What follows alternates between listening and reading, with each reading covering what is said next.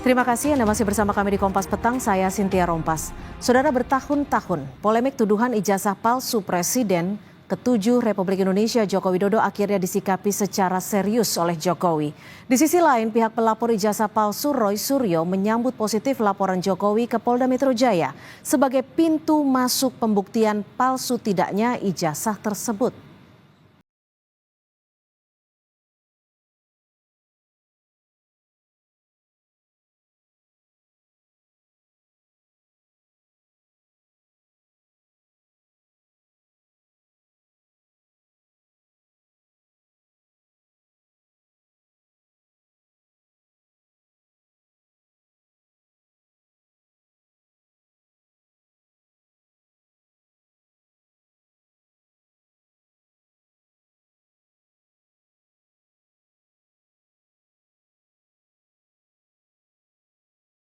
Meski ia menilai masalah ini adalah masalah ringan.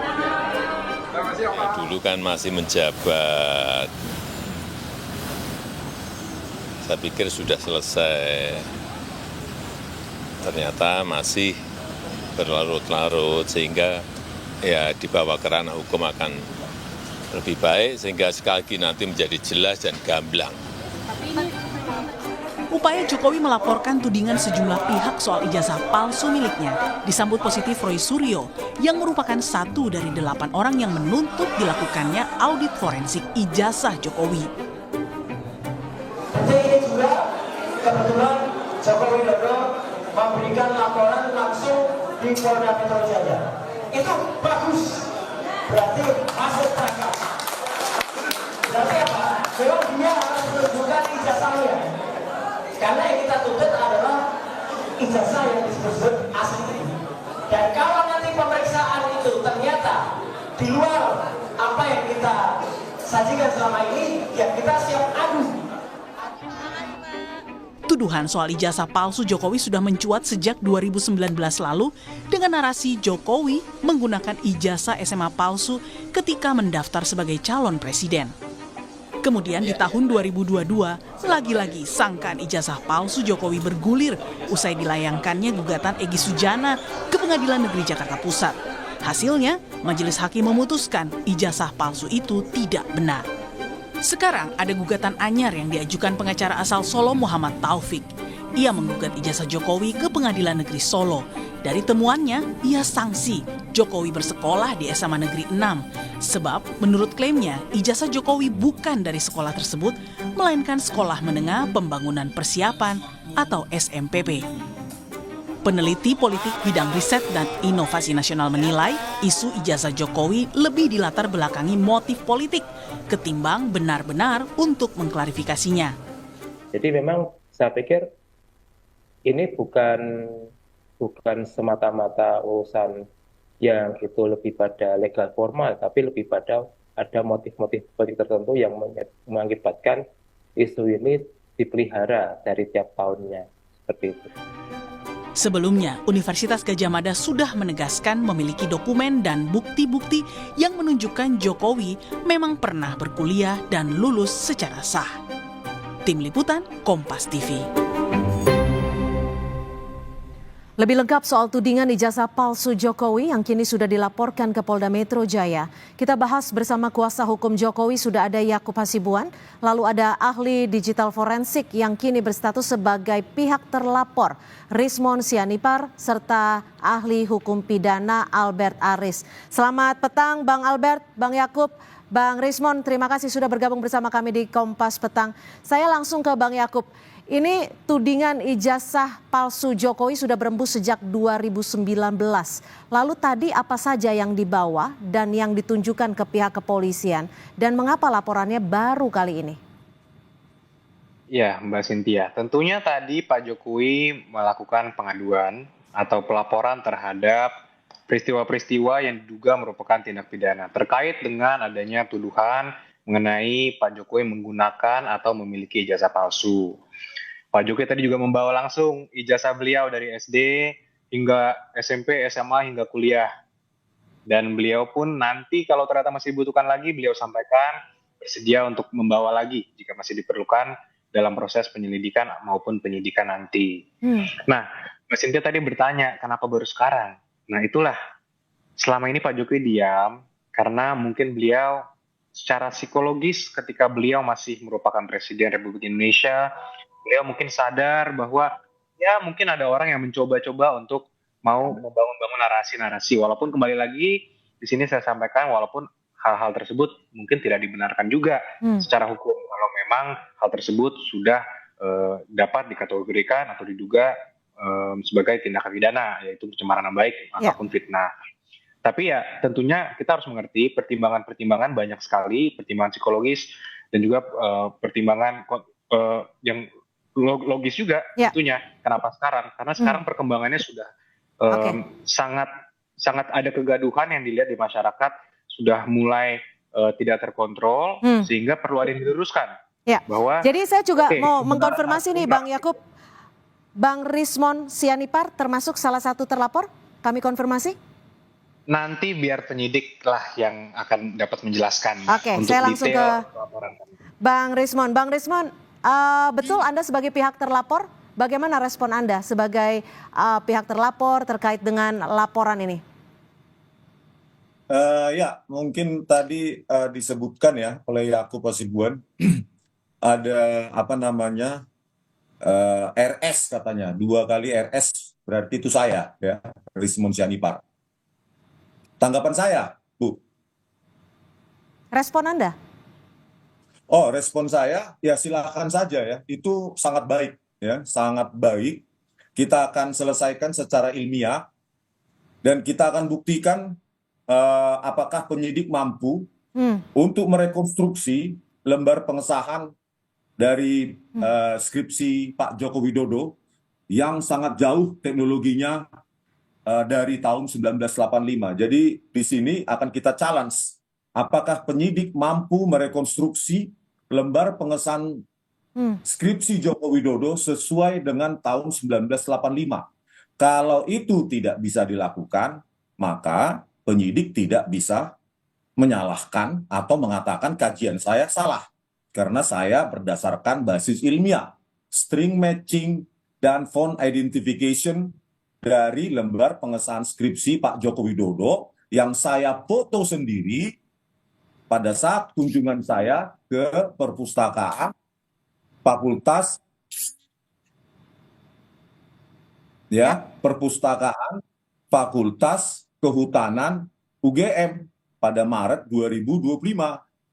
Lalu saya lakukan penelitian gitu bahwa kesimpulan saya dalam dunia forensik, digital forensik, karena ini akademik dalam bidang fake document analysis, ya kesimpulannya hanya ada 2, yaitu fake atau autentik, palsu atau asli. Dan tapi berdasarkan kajian saya, Bung Rismon, kalau bisa dijelaskan dalam bahasa yang sederhana, apa sebenarnya acuan Anda dalam bahasa yang sangat sederhana hingga menimbulkan keraguan terhadap keaslian ijazah Jokowi ini? Oke, Mbak, penjelasan paling sederhana adalah ya kalau skripsi palsu, maka tanpa kita lihat pun ijazah pasti palsu. Oke, kenapa saya katakan skripsi palsu? Karena lembar pengesahan skripsi tersebut, ya. Terputus, Bung Rismon? Iya, Bu, ada yang nelpon. Nah, kenapa saya katakan palsu? Karena memang teknologi yang digunakan pada lembar pengesahan skripsi dari Pak Joko Widodo itu belum lahir saat itu. Catatan evolusi teknologi komputer itu exact, tidak bisa dimanipulasi. Teknologi font ya untuk secantik ini baru ada pada Windows 3.1. Windows 3.1 rilisnya tahun 1992. Di samping itu juga saya lakukan pendekatan ilmiah yang lain dengan teknologi identifikasi font dengan deep learning. Ya, dengan saya buktikan, saya bandingkan juga dengan skripsi-skripsi bahkan yang lebih muda dari itu, tahun 88, itu Oke. masih menggunakan Artinya mesin saya ketik. coba merangkum, artinya ini bisa Anda jelaskan secara ilmiah ya? Iya, Oke, iya, ini cukup sampai di situ. basisnya Saya ke ilmiah. Bang Yakub. Gimana Anda melihat ini ada penjelasan secara ilmiah, temuan secara saintifik, termasuk soal teknologi font? Bung Yakub, masih di mute, mohon maaf. Halo Mbak. Ya. Ya, Mbak Cynthia, tentunya setiap orang berhak untuk memberikan opini. Dan itu kita juga, ya kita hormati. Tapi khusus pelaporan hari ini itu kan tentang dugaan tindak pidana pencemaran nama baiknya. Nah, mengenai materi, apakah ijazah itu asli atau tidak, skripsi atau tidak, kami sudah menyerahkan ini kepada aparat penegak hukum, ke pihak polisian. Sehingga nanti biar para penyidiklah yang akan mendalami, melakukan penyelidikan dan penyidikan, hingga nanti, kalaupun ini nanti dibawa sampai persidangan, nanti majelis hakim lah yang menilai. Apakah memang bisa dikatakan ijazah ini statusnya seperti apa. Ya. Sehingga kalau kembali lagi kita beropini, ya saya rasa siapapun bisa beropini, mengambil dokumen A, mengambil dokumen B, tapi satu yang saya sampaikan juga pada kesempatan ini, bahwa Pak Jokowi belum pernah memberikan foto maupun kopi dari ijazahnya ke siapapun untuk disebarluaskan. Oke, Bang Albert, bagaimana dalam hukum pidana untuk melakukan pembuktian sebuah ijazah itu palsu atau tidak atau asli dalam hal ini? Baik, pertama-tama perlu saya sampaikan ada asas yang mengatakan bahwa affirmanti non neganti incumbit probatio. Jadi kalau ada orang yang mendalilkan sesuatu palsu, dia yang wajib untuk membuktikannya gitu ya. Nah, tapi di balik semua itu, pertama-tama yang saya baca dari berita online hari ini, tim kuasa hukum dari Pak Jokowi sudah melaporkan dengan pasal 310, 311, kemudian 27A, 32 dan 35 gitu ya. Nanti biarkan ini berproses, apakah penyidik menemukan adanya dugaan peristiwa pidana atau tidak untuk melanjutkan. Karena begini, bagi mereka yang dilaporkan, Mbak Cynthia, Ya. pasal 312 KUHP menentukan bahwa kalau nanti hakim memandang perlu untuk si terdakwa ini membuktikan karena dia merasa ini untuk kepentingan umum, meskipun quote-unquote ya, bahwa Pak Jokowi itu sudah bukan pejabat lagi, tetapi isunya ternyata masih bergulir sampai saat ini ya. Itu saya juga nggak tahu apa yang menjadi motivasi ini, tentu banyak faktor-faktor lain yang menurut hemat saya itu bukan merupakan ranah hukum untuk saya komentari, tapi saya mau katakan seperti ini, Mbak Cynthia. Kalau ada orang yang mendalilkan bahwa sebuah surat itu palsu atau dipalsukan atau digunakan secara palsu, pasal 77 ke KUHP itu sudah menentukan daluarsanya maksimal 12 tahun loh. Tadi kan dikatakan ijazahnya tahun 85 ya, gitu ya. 85 sekarang tahun 2025, itu berarti sudah 40 tahun. Ya. Daluarsa untuk menuntut pemalsuannya saja itu sudah daluarsa secara pidana. Secara perdata 1967 Kitab Undang-Undang Hukum Perdata juga menyatakan bahwa daluarsa untuk menuntut, karena kita dengar ada perkara perdata juga yang sedang bergulir saat ini, itu maksimal 30 tahun. Jadi kesempatan untuk membuktikan sebaliknya tetap diberikan ruang tentu dengan catatan bahwa saya perlu mengatakan bahwa itu sudah daluarsa sebenarnya. Tuntutan mengenai sangkaan bahwa ijazah tersebut diduga palsu. Yang kedua, Mbak Cynthia, kalau kita lihat dari sisi hukum pembuktian, kebetulan saya adalah mendalami bidang hukum pembuktian ya. Ini kan setahu saya sudah disampaikan oleh pihak kampus bahwa ini adalah ijazah yang asli. Itu pertama. Yang kedua, dari proses perjalanan Pak Jokowi, mulai dari wali kota, gubernur, presiden 2 periode, bukankah itu sudah melewati proses verifikasi oleh Komisi Pemilihan Umum pusat dan daerah gitu ya. Nah, dalam hukum pembuktian itu ada disebut dengan istilah persangkaan. Persangkaan ditentukan oleh undang-undang, dalam konteks ini ada undang-undang pemilu, sudah menyatakan bahwa konteks ijazah sebagai alat bukti otentik ya, yang memberikan pembuktian yang sempurna, ditambah persangkaan, itu sudah menyatakan bahwa alat bukti itu adalah sempurna, bahwa ijazah Pak Jokowi itu harus dipandang sah atau asli sampai dibuktikan sebaliknya. Terakhir dari saya, Mbak Cynthia, kalau tadi Bang Rismon menyatakan bahwa ada teknologi tertentu yang bisa membuktikan, saya mau tanya ke Bang Rismon, apakah ketentuan mengenai penggunaan dan pembuktian teknologi tersebut yang dimaksud oleh Bang Rismon bisa berlaku surut untuk ijazah yang dikeluarkan oleh tahun 1985 silam? Terima kasih. Oke, silakan dijawab Bang Rismon, tapi usai jeda tetap bersama kami di Kompas Petang. Terima kasih Anda masih bersama kami di Kompas Petang. Saya akan kembali langsung tanyakan kepada Bang Rismon Sianipar yang saat ini sebagai pihak terlapor dari Presiden ke-7 Republik Indonesia Joko Widodo. Bang Rismon, sebenarnya apa sih yang menjadi motivasi Anda untuk terus memberikan untuk terus mengejar apakah ijazah Jokowi ini asli atau palsu? Di lain sisi, apakah ini hanya bentuk penegakan hukum atau pembuktian lain? Saya kan seorang saintis, Mbak. Ya, saya selalu bertanya, saya selalu menguji, ya, saya selalu menganalisa. Jadi ini tidak ada target apapun kepada siapapun, ya. Jadi hasil analisa saya ya produk dari ilmuwan itu sendiri. Kalau ini digiring kemana-mana ya terserah mau menggiringnya gitu ya. Jadi kalau ujaran kebencian atau pencemaran nama baik, ya silakan saja itu nanti dibuktikan oleh penyidik bahwa kajian saya salah. Silahkan lakukan uji kertas, lakukan uji tinta, lakukan uji teknologi, dan cari juga itu.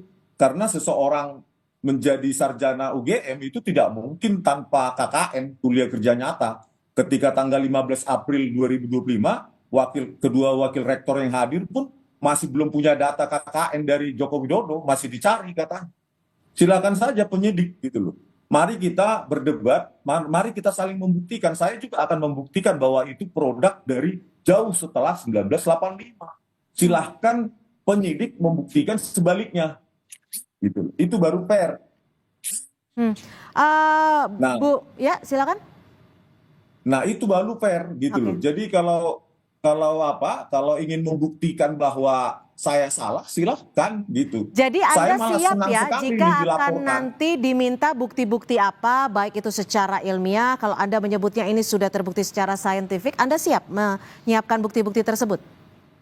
Sangat siap, dan saya tantang juga di sisi mereka yang mengadukan saya, ya harus siap membuktikan kajian saya salah, gitu loh, untuk membuktikan bahwa saya mencemarkan nama baik. Ini kajian ilmiah saya, bahwa ada hasil fake document analisis itu mencederai perasaan orang lain, ya saya fix tetap pada pendirian saya tanpa dipengaruhi oleh siapapun dan tanpa dibayar oleh siapapun. Oke, begitu Mbak. Ya Bang Yakub, kalau tadi Bang Albert juga sudah menjelaskan bahwa pembuktian ada bebannya di pihak yang meragukan keaslian dari ijazah Jokowi. Kalau dari pihak kuasa hukum sendiri sudah menyiapkan apa, langkah-langkah apa untuk memastikan bahwa jasa ini adalah asli? Ya balik lagi ya Mbak Cynthia, sebenarnya kan yang harus membuktikan bahwa ijazah ini tuduhan adalah palsu, ya tentunya yang menuduh tentunya. Namun kan laporan Pak Jokowi hari ini lebih terhadap peristiwa-peristiwa yang diduga telah mencemarkan nama baik beliau. Jadi nanti ada urutan-urutan logika hukumnya pada saat penyelidikan, itu pasti para penyidik sudah tahu. Mungkin saya tidak harus terlalu dalam masuk ke dalam situ. Tapi kan nanti harus mana dulu yang dikaji nih, objeknya apa.